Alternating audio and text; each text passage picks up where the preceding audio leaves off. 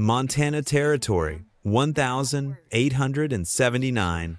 Gunshots tore through the stillness of the forest, shattering the peace like glass. A man staggered through the trees, blood soaking his shirt, his breath ragged clouds in the cold night air. Behind him, hoofbeats pounded the earth, closing in. Wyatt Callahan, former Union Army captain, now rancher and widower, lurched toward the wooden cabin ahead, his strength failing. He collapsed on the porch steps as the door flew open. Two small figures appeared, his 8-year-old twins, James and Emily, their screams piercing the darkness as riders thundered past, disappearing into the night. But that was 2 years ago, when the Blackwood gang had first come for him. Tonight was quiet. Too quiet. Wyatt stood tall on the train platform of Shadow Creek Station, his weathered Stetson pulled low against the spring Sunday. His broad shoulders carried more than just his faded Union Army coat. They bore the weight of a ranch on the edge of failure and 2 children who hadn't smiled much since their mother's passing. The latest wolf attack had claimed 15 head of cattle, pushing his finances to the breaking point. His right hand rested on his Colt Model 1873 single-action Army revolver, the ivory grip worn smooth from years of use. The weapon had saved his life at Antietam, when Confederate forces had nearly overrun their position. Only the steady aim of a Blackfoot scout named Sam Eagle Feather had prevented Wyatt from becoming another forgotten casualty that bloody day. His left hand steadied the shoulders of James and Emily, both fidgeting in their Sunday best. The train whistle screamed in the distance, bringing with it Wyatt's last desperate gamble, a mail-order bride from Georgia. "Remember your manners," he murmured to the twins. His deep voice always sounded like it had been scraped over rocks before leaving his throat. The train screeched to a halt, coal smoke curling toward a sky as vast and unforgiving as Wyatt's circumstances. The conductor stepped down first, followed by an elderly couple, then a young man with a banker's suit. Wyatt checked the crumpled letter in his pocket again. Catherine Donovan, 27, educated, willing to live on a ranch, good with children. Then came a porter, thick-armed and solemn-faced, wheeling someone onto the platform. A collective gasp rippled through the small crowd. The woman in the wheelchair had chestnut hair tied in a simple twist and steel-gray eyes that held Wyatt's gaze without flinching. Her traveling coat was modest but well-made, and in her lap rested a leather-bound book. Wyatt's jaw tightened. His hand unconsciously squeezed his children's shoulders hard enough that Emily winced. "You must be Captain Callahan," she said, her voice clear as a bell over the hissing steam. "I am Rebecca Donovan." Not Catherine, Rebecca. The first lie hung between them like gun smoke after a shot. Wyatt removed his hat slowly, a courtesy his mother had beaten into him before he could walk. "Miss Donovan," he acknowledged, his voice betraying nothing. Emily broke free from his grip and approached the wheelchair with the innocent curiosity of a child. "Why are you sitting like that?" she asked bluntly. "Because my legs don't work like yours," Rebecca replied simply, no self-pity in her voice. "But my hands work twice as well to make up for it." She held up the book. "Would you like to hear a story about a brave cowboy and his secret treasure map?" Both children nodded eagerly, already under her spell. The crowd that had stiffened with discomfort now buzzed with whispers. Wyatt heard them all, the pity, the judgment, the speculation. He'd fought in bloody battles where men's insides spilled onto the ground like rope, but this moment required a different kind of courage. He stepped forward and took the handles of her wheelchair. "We've got a wagon waiting," he said gruffly. That evening, Rebecca moved into the Callahan Ranch under a practical agreement. 30 days to prove this arrangement could work before any vows were exchanged. Wyatt called it common sense. The town called it scandal. 3 nights later, at the Rusty Nail Saloon, Wyatt heard the words that forced his hand. "Callahan's desperate enough to take damaged goods," slurred Pete Rollins, a ranch hand with more liquor than sense. Ordered himself a woman and got sent a half-empty package. The saloon fell silent. Wyatt set down his whiskey with deliberate care, the glass meeting wood with a soft tap that somehow sounded like a gunshot. "You speaking to me, Rollins?" Wyatt's voice was deadly quiet. "Just speaking truth," Rollins smirked. "That woman ain't no wife. She's a burden you'll—" The punch connected with surgical precision. Rollins crashed into a table of poker players, cards and chips exploding into the air. Wyatt stood over him, not a hair out of place, looking down with cold eyes. "She's got more worth in her little finger than you have in your entire worthless hide," he said, loud enough for everyone to hear. "And her name is Miss Donovan." No one moved to help Rollins up. Wyatt left a silver dollar on the bar for his unfinished drink and walked out into the night, flexing his bruised knuckles. He didn't love Rebecca Donovan, didn't even know her, but he'd be damned if anyone would disrespect a woman under his protection. The next morning, as Wyatt chopped wood behind the house, Sheriff Jenkins rode up with a telegram in hand and trouble on his face. "Got a wire from Street Lewis," Jenkins said, handing over the yellow paper. "Victor Blackwood broke out of prison 3 weeks ago. Killed 4 men since. Word is, he's heading this way." Wyatt's blood ran cold. Victor Blackwood, the only member of the gang who'd escaped that night 2 years ago. The man who'd sworn to return and finish what his brothers had started. "Any idea why he's coming here specifically?" Jenkins asked. "Vengeance for his brothers? Sure, but why now?" Wyatt's eyes drifted toward the house where Rebecca was teaching Emily to knit.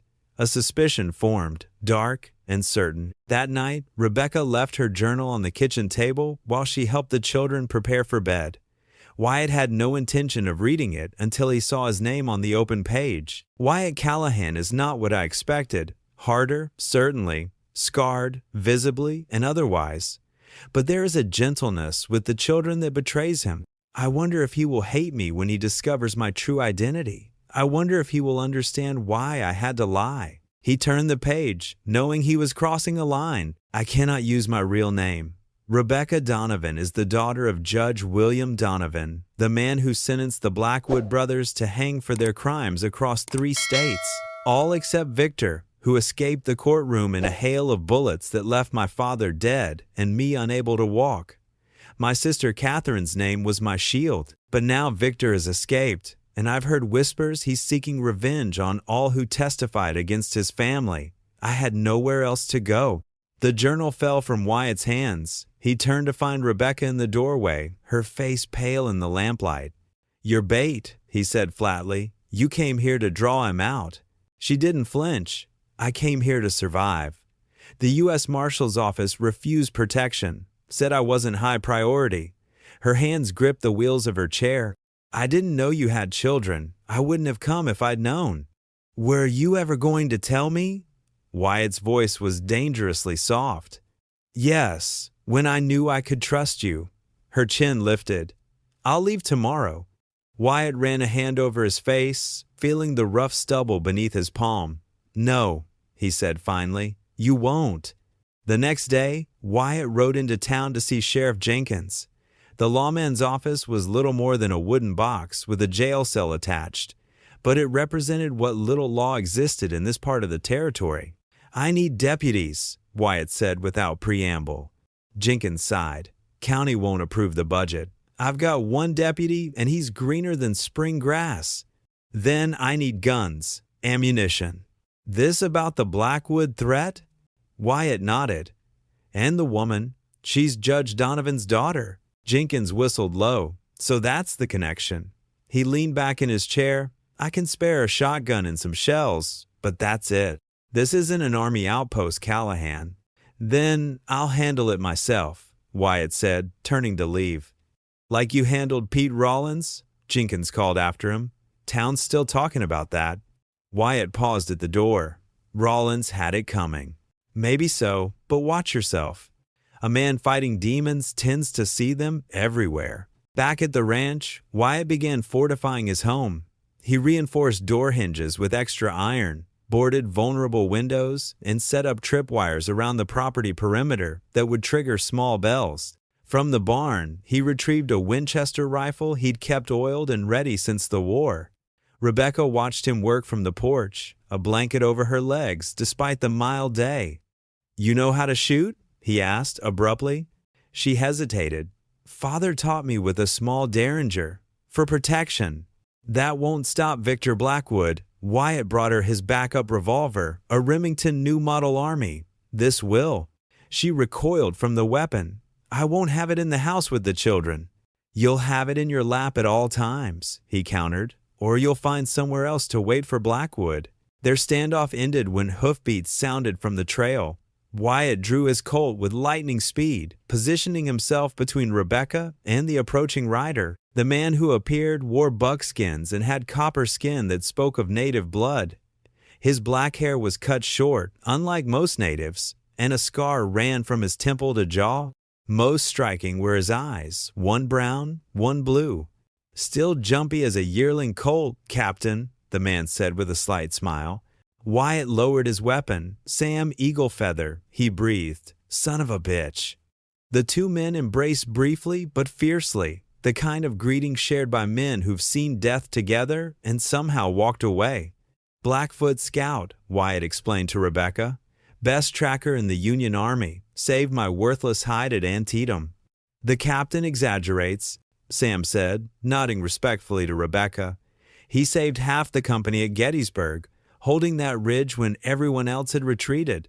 Most decorated officer in the regiment by war's end. Wyatt's face darkened. Decorations don't mean much out here. I was passing through when I heard talk in town, Sam continued, his smile fading. They say Victor Blackwood's headed this way. Thought you might need an extra gun. Wyatt clasped his friend's shoulder. Never needed one more.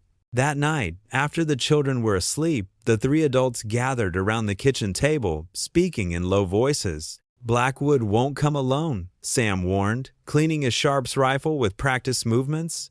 He's gathered a new gang. 2 men for certain, Frank Mosley and Liam Jenkins. Jenkins? Wyatt's head snapped up. Any relation to our sheriff? Sam nodded grimly. Younger brother. Sheriff doesn't talk about him. Went bad after the war. Like so many did, Wyatt murmured. Remember that farm near Richmond? Belonged to a Confederate colonel? Sam's mismatched eyes grew distant. Where we found those deserters hiding. 5 of them. They'd. He glanced at Rebecca and fell silent. Some men lose more than limbs in war, Wyatt said quietly. They lose whatever makes them human. Rebecca's hands twisted in her lap. This is my fault. I've brought this danger to your home, to your children.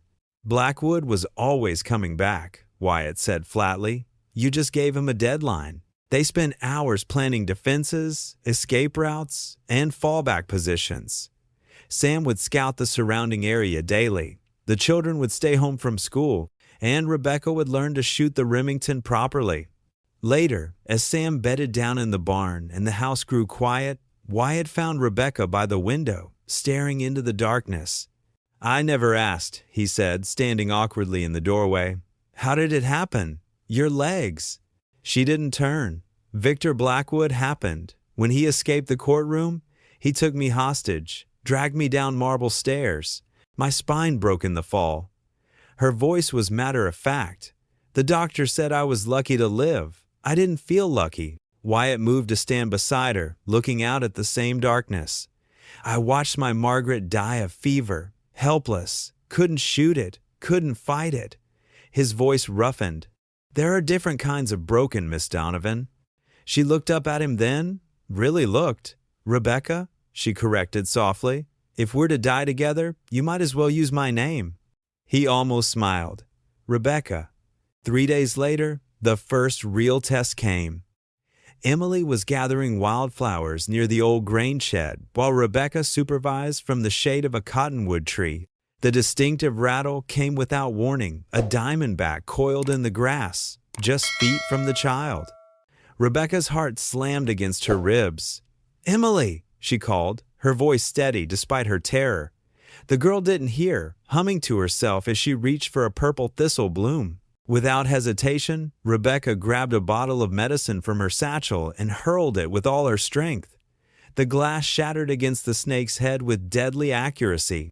Emily screamed, stumbling backward as Wyatt and Sam came running from different directions, weapons drawn. By the time they reached the scene, Rebecca had already wheeled herself forward, arms shaking with exertion. Emily ran straight to her lap, sobbing. You saved me. You killed the bad snake." Wyatt stood frozen, looking at the dead rattler, the broken glass, and the woman cradling his daughter. Something shifted in his eyes, something fundamental. "Mama Rebecca," Emily hiccuped through her tears, "Mama Rebecca saved me." That night, for the first time, Rebecca joined the family for Bible reading rather than listening from the doorway. Wyatt's deep voice filled the room with ancient promises of protection and deliverance. Neither adult mentioned how his hand had briefly covered hers when he passed the good book. The town meeting at the old schoolhouse was Jenkins' idea, a chance to warn the community about the Blackwood threat. What it became was something else entirely. "It's not just Blackwood we're discussing," said Harold Whitaker, the general store owner. "It's the whole situation out at Callahan's place." "What situation?" Wyatt asked, standing by the door with arms crossed. "That woman," Whitaker continued, "she's brought trouble down on all our heads, and she ain't even proper, living there without benefit of marriage, a cripple who can't contribute." "She killed a rattlesnake that would have taken my daughter," Wyatt cut in, his voice deadly quiet. "What have you contributed to my family lately, Whitaker?" The storekeeper flushed. "Now, see here." "No, you see," Wyatt stepped forward, each word measured. "Rebecca Donovan has more courage in her little finger than most of you have in your entire bodies. She's carrying a burden none of you could bear, and she does it with dignity." Sam Eaglefeather stepped up beside his friend. "The captain and I have fought together, bled together. If he says she's worth defending, that's good enough for me." The room fell silent. These two men, one a decorated Union officer, the other a Blackfoot scout who'd earned the Army's respect, stood shoulder to shoulder, a unified front that few would challenge. "Now," Wyatt continued, "instead of worrying about my household arrangements, let's discuss how we're going to handle Victor Blackwood when he comes. Because make no mistake, he is coming." The telegraph arrived the next day. Blackwood and his gang had robbed the bank in Helena, killing 2 guards. They were moving east toward Shadow Creek. Wyatt intensified Rebecca's shooting lessons, placing targets at various distances. Her accuracy surprised them both. "My father believed women should protect themselves," she explained, reloading the Remington with growing confidence. "He said the law couldn't always arrive in time." "Wise man," Wyatt murmured. That afternoon, Sam returned from scouting with grim news. "Found tracks. 3 riders, heading this way, 2 days out, maybe less." They moved the children to a neighbor's farm that night, the Miller family, whose eldest son had served under Wyatt in the war. Then they prepared for battle. Wyatt dug out an old army trunk containing extra ammunition, a Bowie knife with a blackened blade, and a rare Lamat revolver 9 chambers, plus a shotgun barrel underneath. "War relic," he explained to Rebecca, "for when you absolutely need to make sure nothing gets back up." She watched him check and clean each weapon with methodical precision. "You've killed many men," she observed. It wasn't a question, but he answered anyway. "Yes, each one cost me something, even the ones who deserved killing." "And Victor Blackwood, what will he cost you?" Wyatt's hand stilled on the Lamat. "Nothing," he said finally, "because he's already taken everything he's going to take from this world." The storm rolled in at dusk the next day, a spring tempest that turned the sky black and the earth to mud. Lightning split the darkness, illuminating the ranch house in brief, ghostly flashes. "Good weather for an attack," Sam murmured, peering through a crack in the boarded windows. Sound of gunfire gets swallowed by thunder. Rebecca sat in her wheelchair at the kitchen table, the Remington in her lap. She'd insisted on being part of the defense rather than hiding. "I won't cower from him anymore," she'd told Wyatt. "I've done enough cowering for one lifetime." The first warning came from one of Wyatt's tripwires, a faint jingling of bells barely audible over the storm. Sam nodded toward the north pasture. 3 shadows moved through the downpour. "They're heading for the barn first," Wyatt whispered, "looking to cut off our horses." The plan had been set days before. Sam slipped out the back door, disappearing into the rain to circle behind the intruders. Wyatt positioned himself at the front window, rifle ready. "If I fall," he told Rebecca, Don't hesitate. Shoot anything that comes through that door that isn't Sam or me." She nodded, her face pale but resolute in the lamplight. The first shot came moments later, a muzzle flash from the darkness. Glass shattered as a bullet tore through the window, embedding itself in the far wall. Rebecca didn't flinch. Return fire from the barn told them Sam had engaged. A scream cut through the storm, one of Blackwood's men down. Then silence, broken only by rain hammering the roof. Minutes stretched like hours. Wyatt kept his rifle trained on the yard, scanning for movement. When it came, it was from an unexpected direction, a crash from the back of the house. "They're trying to flank us," Wyatt hissed. "Stay here." He moved toward the back bedroom, each step careful on the creaking floorboards. A shadow appeared in the doorway, tall, broad-shouldered. "Been a long time, Captain," came a gravelly voice. Victor Blackwood stepped into view, water streaming from his duster, a revolver pointed at Wyatt's chest. "Thought you'd be dead by now." "Thought the same about you," Wyatt replied, his own weapon steady. "Prison must have agreed with you." Blackwood smiled, revealing a gold tooth. "Where is she? The judge's daughter?" "Not here." "Liar." Blackwood's eyes narrowed. "I tracked her across 3 territories. I know she came to you." From the kitchen came the unmistakable sound of Rebecca's wheelchair. "No," Wyatt breathed. Blackwood's smile widened. "There she is." He fired not at Wyatt, but at the floor near his feet, forcing him back. Then Blackwood lunged toward the kitchen. Wyatt's shot went wide as he dove after the man, tackling him from behind. They crashed into the table, sending it splintering under their combined weight. Rebecca wheeled back, raising the Remington. "Rebecca, run!" Wyatt shouted, grappling with Blackwood on the floor. But where could she run? The 2 men fought savagely, punches, kicks, each trying to reach for fallen weapons. Blackwood was younger, fueled by years of hatred. He slammed Wyatt's head against the floorboards, dazing him. "I'm going to kill you slow," Blackwood snarled, reaching for his knife. "Then I'm going to take care of the judge's precious daughter, just like I promised him before he died." The Remington roared. Once, twice, 3 times. Blackwood jerked with each impact, eyes widening in shock. He turned, blood spreading across his shirt, to see Rebecca holding the smoking revolver. "My father's name," she said clearly, "was William Donovan, and he was worth 10 of you." Blackwood lunged toward her with a roar, knife raised. A final shot rang out not from Rebecca's gun, but from Sam Eagle Feathers Sharp's rifle as he appeared in the doorway, soaked and bloodied from a bullet graze across his ribs. Victor Blackwood fell dead at Rebecca's feet. Sam staggered, leaning against the doorframe. "Second man's down by the barn," he gasped.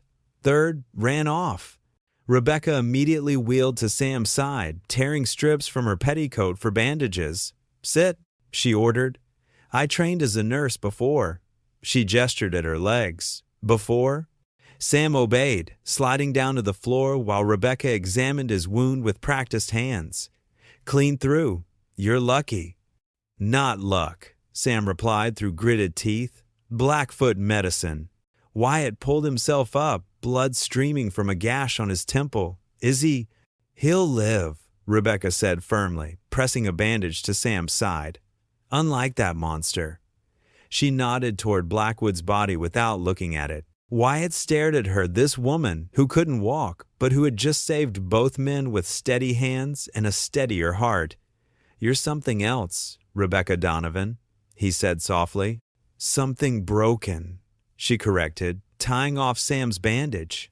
"No," Wyatt replied, "something rare." Dawn broke clear and golden after the storm, as if the world had been washed clean. Sheriff Jenkins and a posse arrived to find 2 dead outlaws. 1 escaped, and 3 survivors, 1 in a wheelchair with empty brass shells in her lap, 1 with a gash on his temple that would leave yet another scar, and 1 Blackfoot scout with a bandaged side who insisted on standing to greet them. The town that had once whispered came with food, bandages, and apologies. They helped rebuild what the fight had destroyed. Whitaker himself brought toys for the children's return, and his wife offered Rebecca a fine shawl as a peace offering. When James and Emily returned from the miller's farm the following day, they ran straight to Rebecca, throwing their small arms around her neck. "Did you get the bad men, Papa?" James asked, eyes wide with excitement. Wyatt knelt before his son. "We did, but it was Miss Rebecca who saved us all." Emily climbed onto Rebecca's lap, examining her face with solemn eyes. "Are you staying now? Forever? And ever?" Rebecca glanced at Wyatt, uncertainty flickering across her face. That's up to your father," she said carefully. "She's staying," Wyatt said, his voice rough but certain. "If she'll have us." 2 weeks later, as Wyatt sat on the porch steps cleaning his colt, Rebecca wheeled out to join him. The evening was peaceful, painted in shades of amber and gold. Sam, who had decided to stay on at the ranch, worked in the corral with a new colt, his side nearly healed thanks to Rebecca's care. "Sam's staying on," Wyatt said without looking up, offered him partnership in the ranch. "Lord knows I need the help." Rebecca nodded. "He's a good man, like someone else I know." Wyatt's hand stilled on the revolver. "I'm not a good man, Rebecca. Good men don't have the nightmares I have." "Good men protect what matters," she countered. "They stand up when others sit down. They see worth where others see weakness." He finally looked at her, really looked, taking in the strength in her eyes, the determination in her jaw, the grace in her hands that had saved his daughter, and then saved him. "The 30 days are up," he said quietly. She nodded, her expression carefully neutral. "So they are. I'm not offering you much. A broken-down ranch, a man with too many ghosts, 2 children who need more than I know how to give." "Are you asking me to stay, Wyatt Callahan?"